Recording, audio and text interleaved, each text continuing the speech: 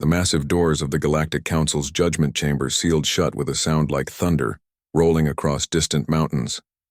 Ambassador Marcus Kane stood alone in the center of a circular platform that seemed to float in an ocean of darkness, surrounded by towering holographic displays showing the charges against his species. Above him, 12 alien forms loomed on crystalline platforms that jutted from the chamber walls like the fangs of some cosmic predator. High Arbiter Veltash uncoiled his serpentine body to its full 15-foot height, scales shifting from deep blue to an aggressive crimson as he regarded the human representative. His voice, when it came, resonated through the chamber with the authority of 3 millennia.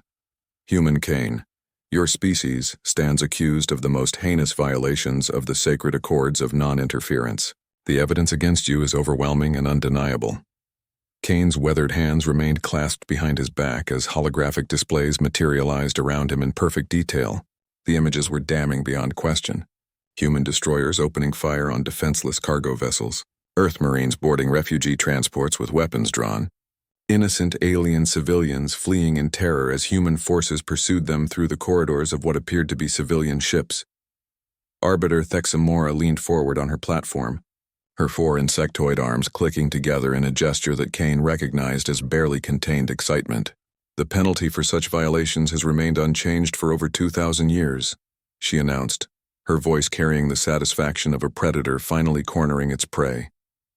Complete sterilization of your homeworld and the enslavement of any surviving population scattered across the outer rim, colonies.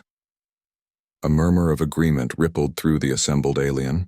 Dignitaries filling the observation galleries, representatives from hundreds of species had traveled across the galaxy to witness this moment. Many had waited decades for the opportunity to see the upstart humans finally brought to justice. Kane tilted his head slightly, studying the evidence with the careful attention of a scholar examining an ancient text. The gesture might have appeared submissive to the untrained observer, but Captain Lisa Rodriguez, watching from the human delegation section, felt her pulse quicken. She had seen Kane make that exact movement countless times during diplomatic negotiations. It was the same subtle tilt he made just before delivering a killing blow in verbal combat. "Honored arbiters," Kane began, his voice carrying clearly through the vast chamber despite its conversational tone. "I find myself genuinely curious about something regarding your evidence." High Arbiter Veltash's scales rippled with irritation. The temperature sensors built into his platform detected the sudden spike in his body heat. "You dare question the validity of our surveillance data, human? These recordings were taken by our most advanced monitoring systems." "Not at all," Kane replied smoothly, his diplomatic smile never wavering. "Your surveillance technology is indeed impressive. What interests me is not the quality of your evidence, but rather its timing." He paused, allowing the words to settle into the chamber's atmosphere like stones dropped into still water. Several arbiters exchanged glances, their various appendages twitching with what could only be described as growing unease. "I noticed that your evidence begins exactly 47 minutes after our ships arrived in the A. Kepler 442 system," Kane continued, his tone remaining conversational despite the weight of his words. "What I find truly fascinating is the complete absence of any record of what transpired during those first 47 minutes. The chamber fell silent, except for the subtle hum of the atmospheric processors maintaining life support for dozens of different alien physiologies. High Arbiter Veltash's massive coils tightened around his platform's support structure. Kane's smile widened, but the expression held no warmth. It was the smile of a chess master who had just realized his opponent had walked directly into a trap that had been prepared move by careful move over the course of an entire game. "Perhaps," Kane suggested with the same casual tone one might use to discuss the weather, "we should have a more complete discussion about what really happened when humanity first encountered the Vorthak slave fleet." The word slave hit the chamber like a physical blow. Arbiter Kexlon's crystalline form flickered with rapid color changes that indicated extreme agitation. Morlax's gas-filled environmental suit released a burst of steam that his species used as a stress response.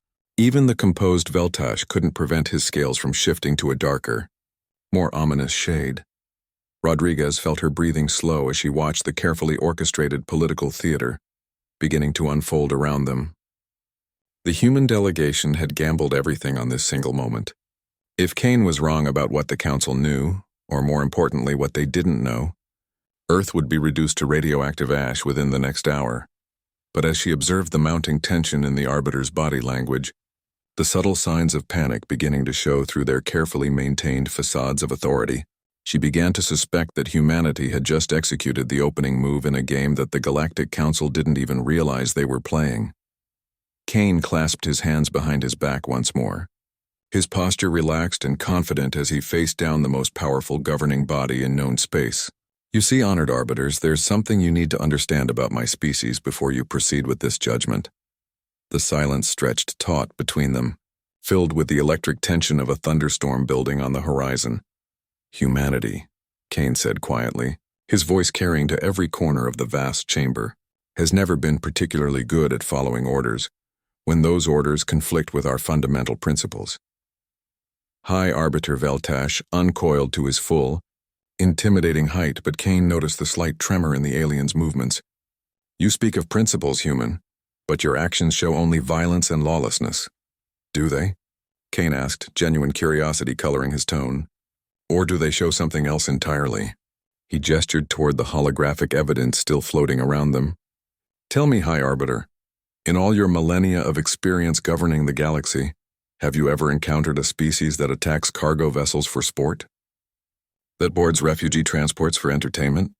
The question hung in the air like a blade suspended over the neck of the assembled council. Rodriguez could see the calculations running behind each arbiter's eyes as they began to process the implications of Kane's words. What exactly are you suggesting? Veltash demanded, though his voice had lost some of its earlier confidence. Kane's diplomatic mask slipped for just a moment, revealing something underneath that made Rodriguez's blood run cold with a mixture of pride and terror. It was the expression of a predator that had been pretending to be prey until the perfect moment to reveal its true nature.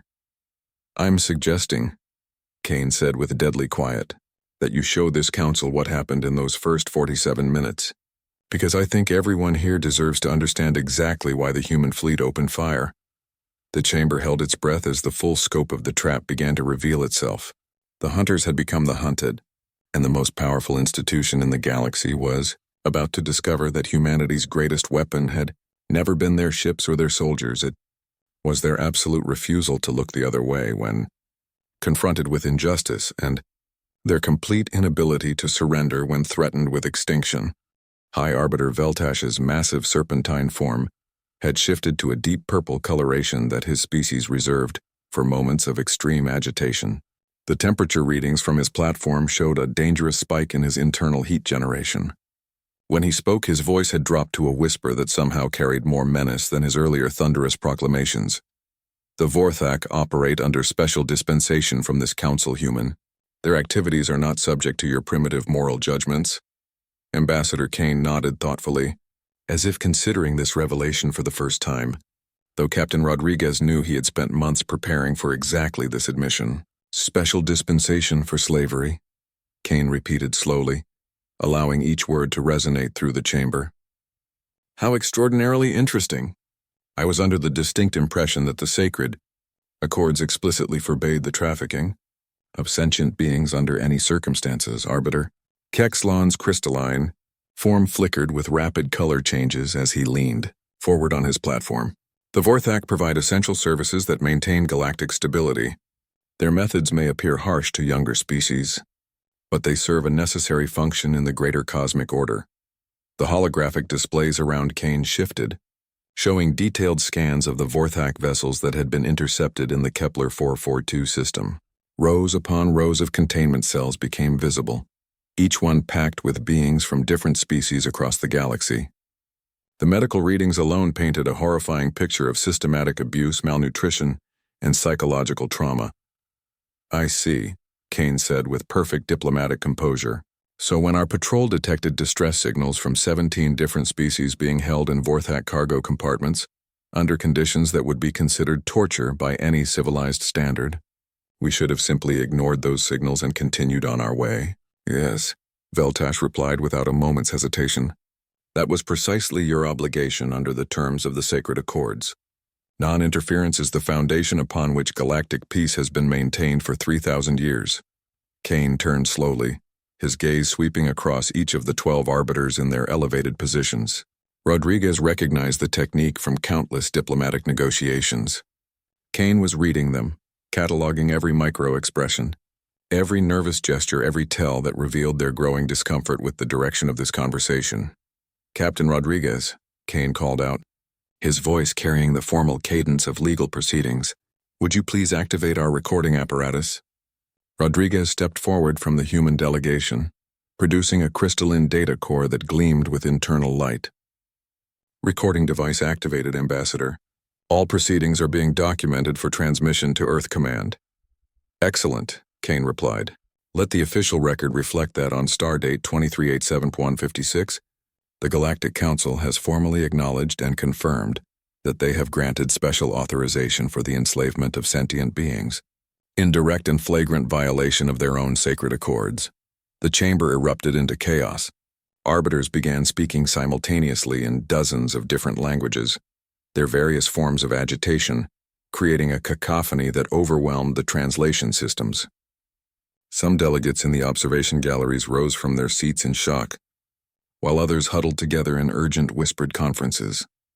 Through the pandemonium, High Arbiter Veltash's voice cut like a laser through smoke. "Silence." The single word carried such authority that even the chamber's atmospheric processors seemed to quiet their humming. Veltash uncoiled to his full, intimidating height, his scales now showing the deep black coloration that indicated a Velthron preparing for lethal combat. "Human," he said with deadly calm, "you attempt to manipulate us with legal technicalities and semantic games. The sacred accords contain specific provisions for necessary exceptions during times of galactic crisis." Kane's smile widened, and Rodriguez felt a chill run down her spine. She had seen that expression before, during the negotiations that had ended the Centauri border dispute.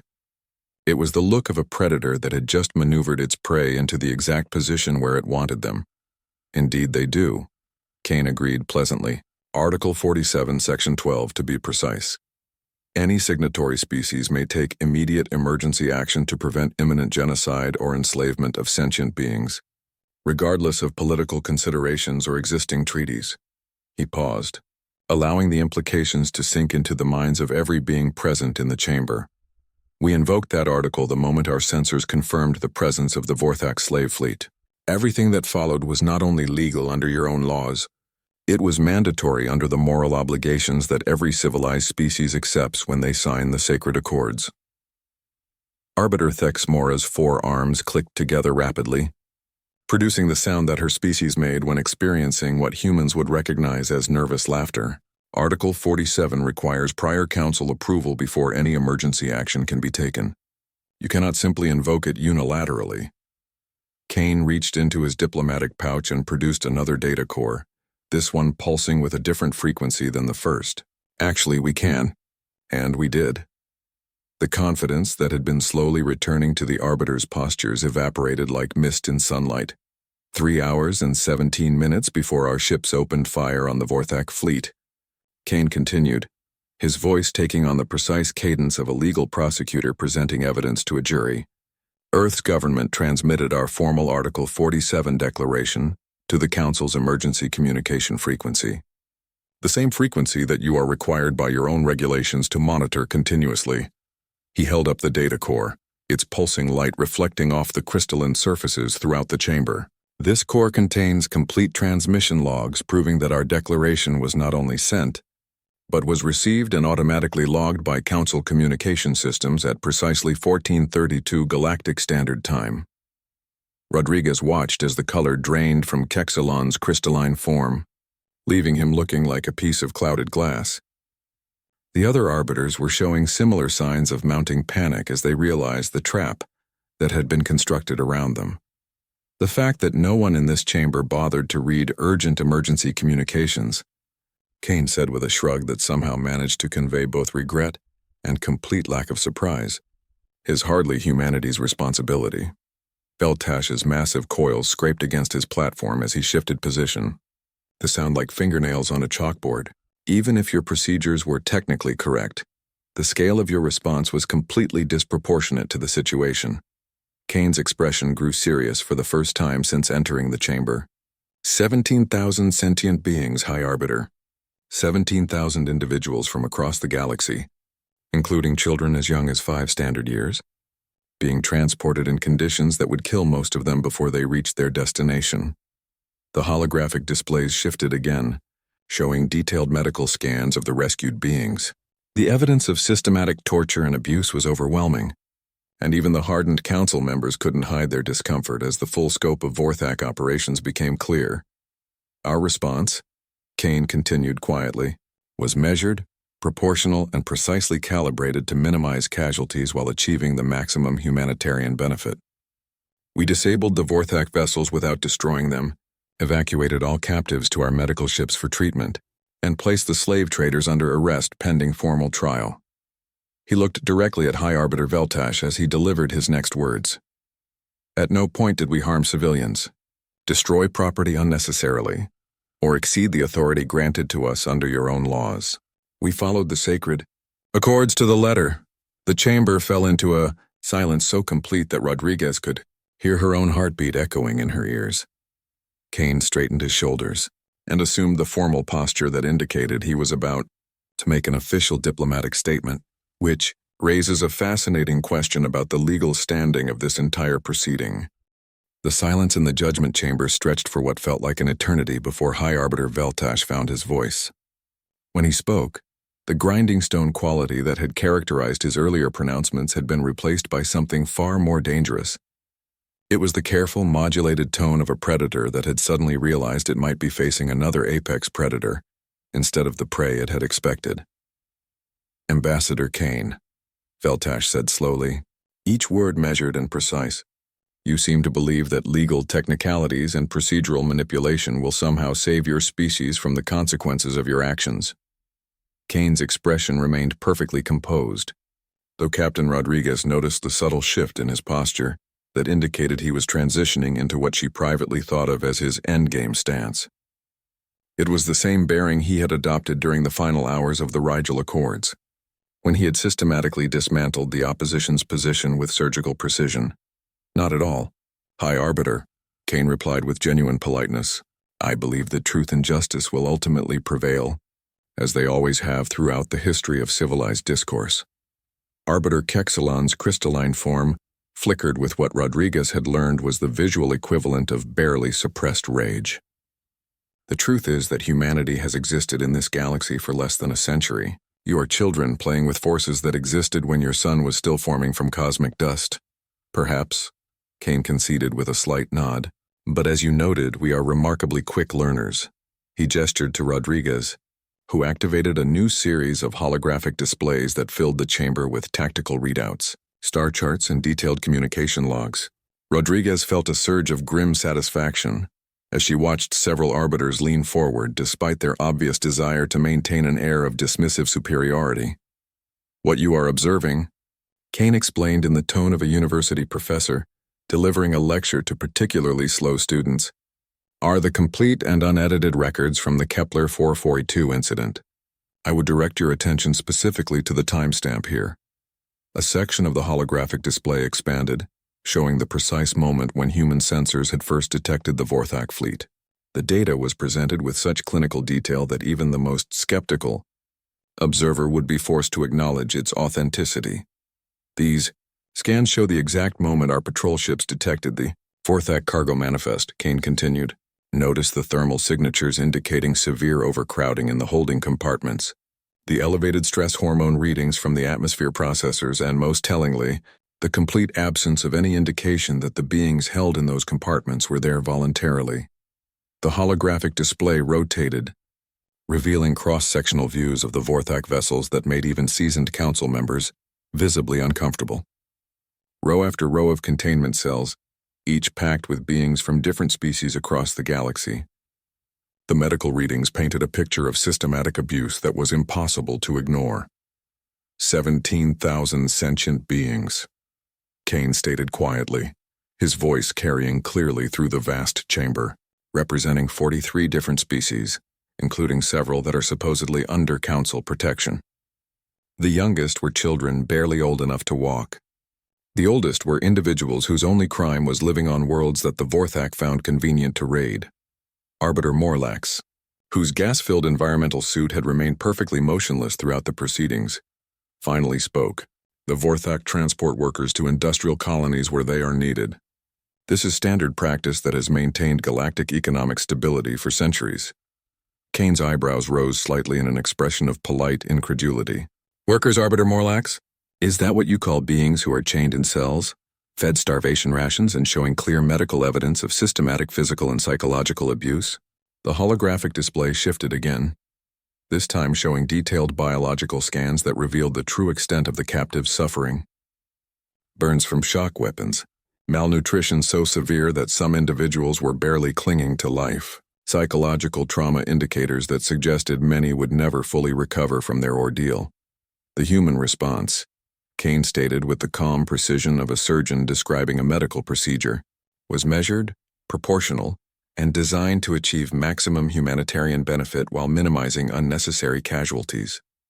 We disabled the Vorthak vessels using targeted electromagnetic pulses that left their life support systems fully functional. We transferred all captives to our medical ships where they received immediate treatment for their injuries and trauma. And we placed the slave traders under arrest pending formal trial under the legal frameworks established by the Sacred Accords. Arbiter Veltash's massive form had begun to coil more tightly around his platform, his scales shifting through a spectrum of colors that indicated increasing agitation. You exceed your authority, human. The Vorthak operate under the direct protection of this council. Kane turned to face the serpentine being with a movement so fluid and controlled that it seemed almost choreographed. When he spoke, his diplomatic mask had slipped just enough to reveal something underneath that made Rodriguez's blood run both hot and cold simultaneously. Then this council protects slavers, Kane said with deadly quiet, which makes every member of this body complicit in crimes against sapient life that violate not only the Sacred Accords, but the fundamental principles upon which any legitimate government must be based. The words struck the chamber like a physical blow. Rodriguez saw several arbiters physically recoil, their various physiologies betraying shock, panic, and growing desperation. They had walked into a trap that was still tightening around them with each passing moment. Kane's voice dropped even lower, but somehow managed to carry to every corner of the vast chamber. Choose very carefully, High Arbiter, because what happens next depends entirely on how you answer this question. He paused, allowing the tension to build until the very air seemed to crackle with electricity. Does the Galactic Council officially sanction the practice of slavery? Veltash's coils scraped against the crystalline surface of his platform as his massive form radiated barely contained violence. You dare to threaten this council with your primitive moral absolutism? No threats, Kane replied with a calmness that was somehow more terrifying than any display of anger could have been.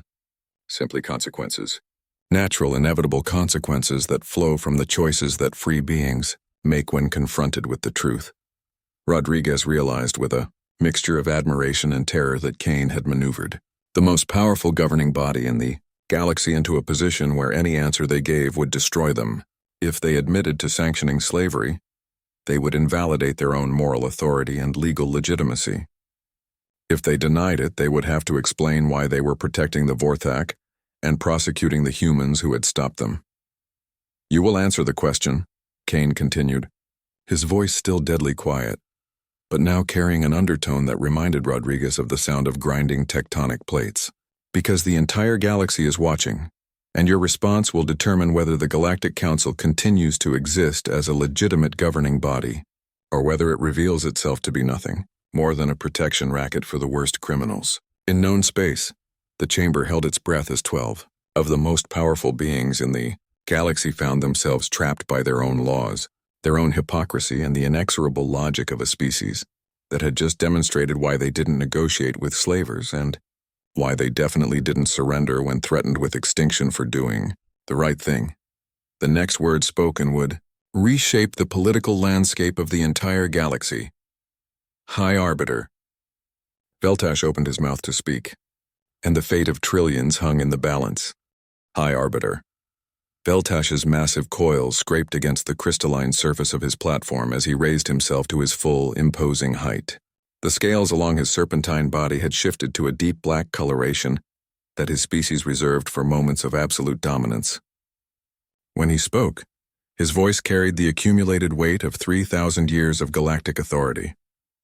The Galactic Council answers to no one, least of all to a species that has barely learned to travel between stars. Ambassador Kane nodded slowly, as if Veltash had just confirmed something he had been expecting to hear for quite some time. Captain Rodriguez felt her stomach drop as she recognized the expression that was forming on Kane's face. It was the same look he had worn during the Procyon crisis, just before he had calmly announced that humanity was withdrawing from the entire negotiation and would handle the situation independently. "I understand completely," Kane replied with perfect diplomatic courtesy. "You are invoking the Council Supremacy Doctrine." Rodriguez's blood turned to ice in her veins. Council supremacy was the nuclear option in galactic politics, the ancient law that placed the Council above all other legal frameworks, moral considerations, and appeals to justice. If they invoked it successfully, they could literally rewrite reality to suit their political needs.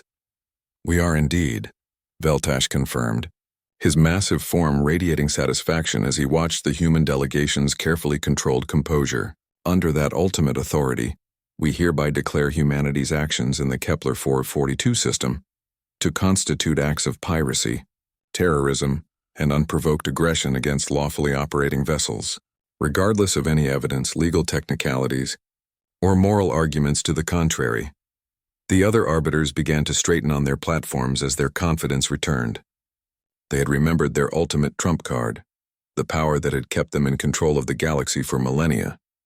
Arbiter Thex Mora's forearms spread wide in a gesture of absolute dominance. "Furthermore," she announced with barely concealed glee, "we sentence the human species to immediate pacification protocols. Your military vessels will be destroyed, your governments dissolved, and your surviving population relocated to supervised agricultural colonies on the outer rim." Kane remained perfectly motionless as the death sentence for his entire species echoed through the chamber. Rodriguez found herself holding her breath, waiting for the explosion of defiance, the desperate pleading, or the collapse of hope that any rational being would display when confronted with the annihilation of everything they held dear. Instead, Kane smiled. It was not the diplomatic smile he had worn throughout the proceedings. It was not the predatory grin he had shown when maneuvering the Council into their legal trap. This was something entirely different. This was the smile of someone who had just watched their opponent make the single most catastrophic mistake possible. "Captain Rodriguez," Kane said in a conversational tone that somehow managed to carry clearly through the vast chamber, "please transmit authorization code Omega 77 to Earth Command immediately." Rodriguez's hands moved toward her communication device before her conscious mind had fully processed the order. "Sir," she said carefully, "are you absolutely certain? Once that code is transmitted, there will be no possibility of recall or negotiation." "There was never going to be any negotiation," Kane replied, his voice still casual despite the magnitude of what he was authorizing. "Send the code, Captain." The transmission took less than 3 seconds to complete, but Rodriguez could feel the political earthquake that had triggered rippling through subspace even before the confirmation signal returned. High Arbiter Veltash watched the exchange with growing unease as Kane's entire demeanor underwent a fundamental transformation. Gone was the diplomatic courtesy, the careful legal maneuvering, the respectful deference to authority. What remained was something that reminded Rodriguez uncomfortably of a predator that had finally decided to stop pretending to be domesticated. "High Arbiter," Kane said, his voice now carrying an edge that seemed to cut through the chamber's carefully controlled atmosphere. "You have just made the single greatest strategic miscalculation in the recorded history of galactic civilization." "Human arrogance?" Kexlon scoffed, though his crystalline form had begun to dim noticeably as stress hormones affected his bioluminescent systems. "Your species controls perhaps 50 star systems scattered across one minor spiral arm. We govern millions of worlds spanning the entire galaxy."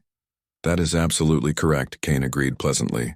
"But in your arrogance and contempt for younger species, you have forgotten something crucial about humanity that your intelligence services should have reported years ago."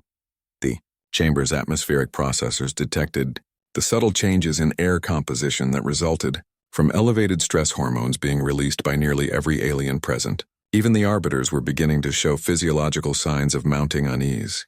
"We do not surrender," Kane continued, his voice dropping to a whisper that somehow carried more menace than a shout. "We do not negotiate our own extinction, and we most certainly do not go quietly into the night when threatened with genocide by those who protect slavers." He gestured to Rodriguez, who activated a new series of holographic displays that filled the chamber with star charts showing human space. But these were not the star charts that the Council had in their databases. "What you are observing," Kane explained with the calm precision of a university professor delivering a lecture on military history, "is the actual extent of human civilization. Not 50 systems, High Arbiter, 3,417. The holographic display rotated slowly, revealing system after system that had been carefully hidden from galactic sensors for decades. Industrial worlds producing warships in quantities that dwarfed the combined output of most Council members. Research stations developing technologies that the galaxy's established powers had never imagined. Military installations positioned at strategic choke points throughout what the Council had assumed was empty space. Impossible, Morlax wheezed through his environmental suit's communication system. Our surveys of those regions showed only uninhabitable worlds and empty space. Your surveys detected exactly what we wanted you to detect, Kane replied with the satisfaction of someone revealing the final piece of an incredibly complex puzzle. Every uninhabitable world you cataloged, every empty system your ships avoided due to gravitational anomalies or radiation fields, every region of space you deemed too dangerous or worthless to explore thoroughly, we were there first. Rodriguez felt a surge of fierce pride as she watched the mounting horror on the arbiters' faces. They had been living next to a sleeping giant for decades, completely unaware of its true size and capabilities. "The authorization code I just transmitted," Kane explained almost casually, "activates every sleeper ship, every hidden colony, every deep space installation that humanity has constructed over the past 73 years of careful, methodical preparation." The holographic display shifted once more, now showing real-time fleet deployments, thousands upon thousands of human vessels emerging from stealth positions throughout the galaxy, their weapons powered and their shields raised in perfect coordination.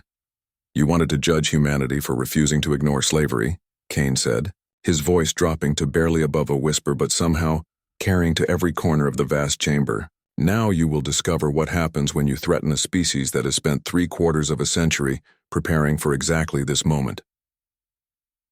High Arbiter Veltash's scales had gone completely transparent, a physiological response that Rodriguez had never seen documented in any xenobiology text. "You are declaring war on the entire civilized galaxy," he breathed.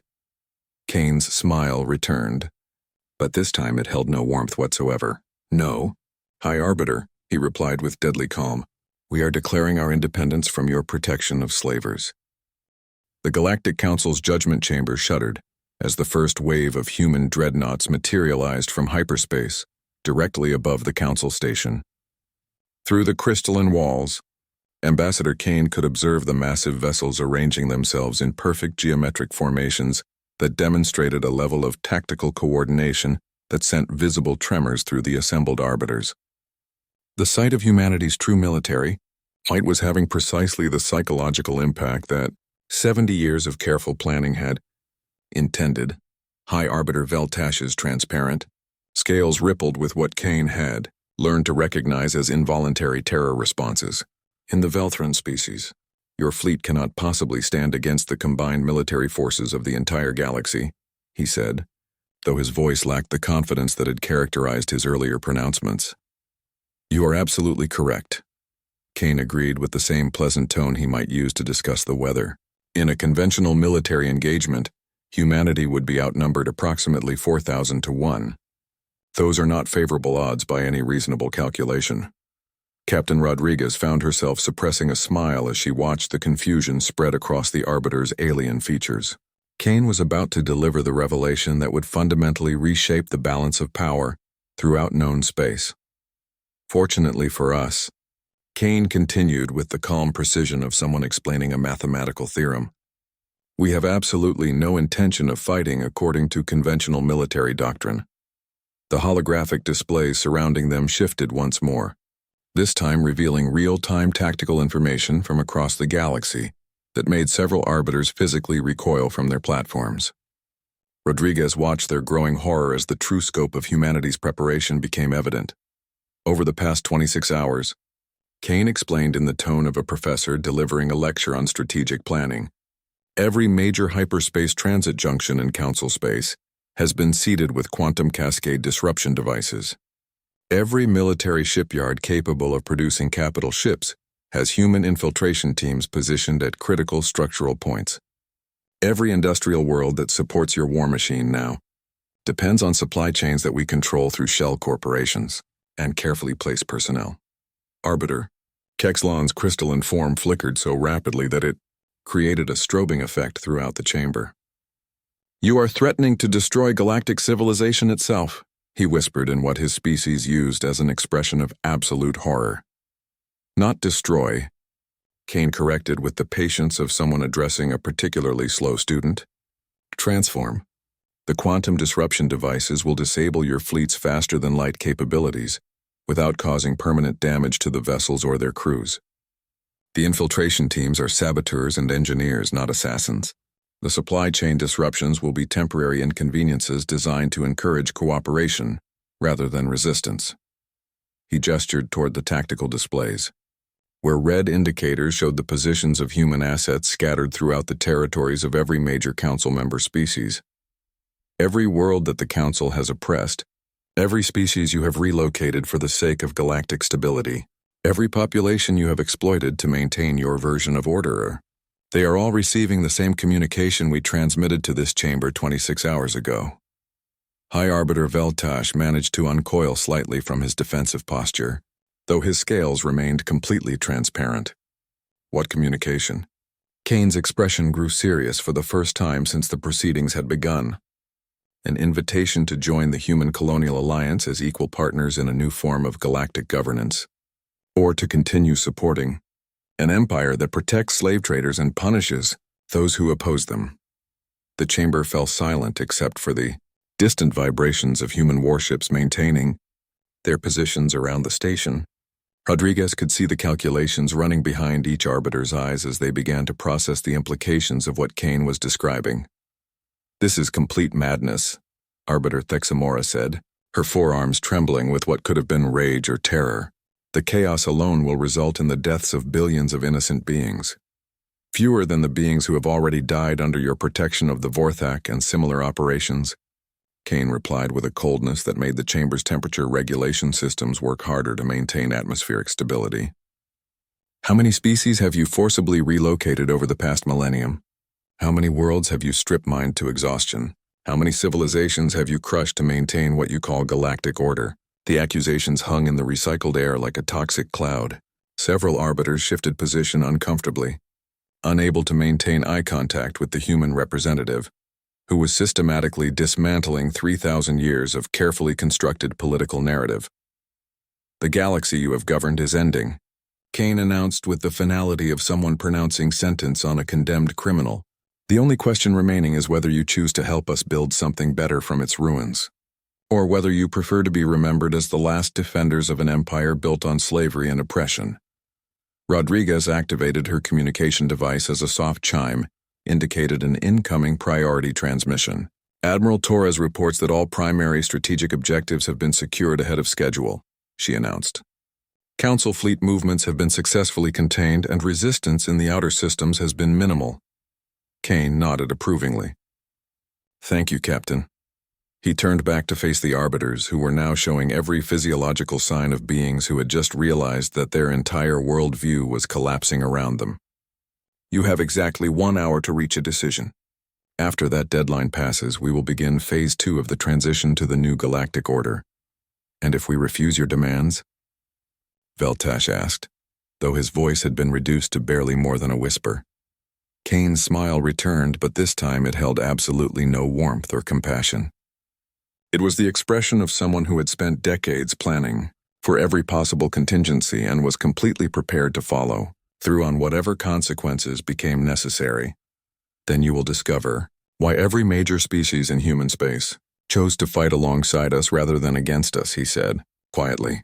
The holographic displays changed one final time, showing real-time voting tallies from across the galaxy. World after world, system after system, entire sectors of space were declaring independence from Council rule and formally petitioning to join the Human Colonial Alliance. The numbers were staggering in their scope and devastating in their implications. You are no longer fighting just humanity. High Arbiter, Kane explained with the calm certainty of someone stating an obvious mathematical fact. You are attempting to suppress a galactic revolution that includes every species you have oppressed, exploited, or marginalized over the past 3 millennia. Rodriguez watched in fascination as the full magnitude of their strategy finally became clear to the council members. This had never been simply a human rebellion against galactic authority. It was a carefully orchestrated uprising that had provided coordination, logistics, and military backbone to every civilization that had ever suffered under council rule. High Arbiter Veltash's massive form slowly began to coil in on itself as he processed the scope of his defeat. When he spoke, his voice carried the exhaustion of someone who had just witnessed the end of everything he had ever believed in. What are your specific terms for surrender? Kane straightened into his formal diplomatic posture, though the predatory gleam never left his eyes. Full amnesty for all council members who cooperate with the peaceful transition of power.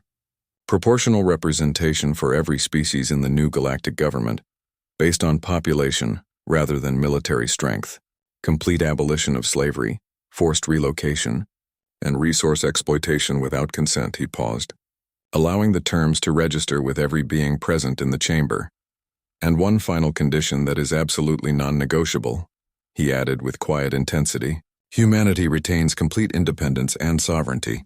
We will participate in galactic affairs as equals, never again as subjects of any external authority. The chamber remained silent as 12 of the most powerful beings in known space contemplated the absolute end of their 3,000-year reign over the galaxy. Finally, High Arbiter Veltash lowered his massive head in unmistakable submission. The Galactic Council accepts your terms. The age of human independence had begun.